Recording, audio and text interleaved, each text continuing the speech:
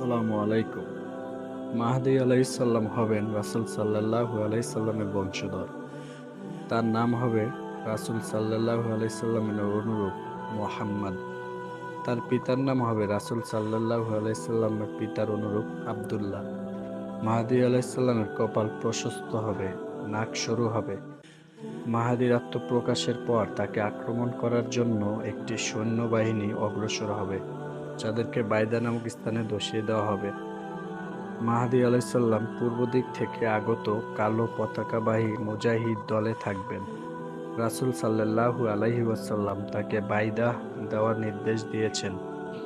যদি বরফের উপর হামাগুড়ি দিয়ে যেতে হয় তবুও। মাহদী আলাইসাল্লাম জমিনে মুসলিমদের খলিফা হবেন। জমিন যখন জুলুম অত্যাচারে ভরে যাবে, তখন তিনি এসে তা ইনসাফ ও ন্যায় পরায়ণতা দিয়ে পূর্ণতা করে দিবেন। তিনি ৭ থেকে ৯ বছর রাজত্ব করবেন। মাহদী আলাইসাল্লামের আগমন হবে যখন মানুষের মাঝে চরম বিরোধ ও বিশৃঙ্খলা বিরাজ করবে। তিনি ইনসাফ ও ন্যায় প্রতিষ্ঠা করবেন এবং মানুষকে হাত ভরে দান করবেন। তার ইনসাফ ও বাদান্যতার ফল পুরো মুসলিম উম্মাহ ভোগ করবে। আকাশ থেকে নেয়ামত বর্ষিত হবে, জমিন তার সকল সম্পদ বের করে দিবে। আসমান জমিনে সবাই তার প্রতি খুশি থাকবেন।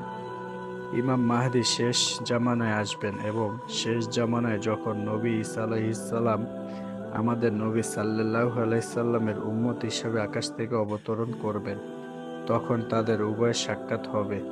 মাহদী ঈসা আলাইহিসসালামকে ইমামতি করার প্রস্তাব করবেন, কিন্তু ঈসা আলাইহিসসালাম এ উম্মতের সম্মানার্থে তা গ্রহণ করবেন না।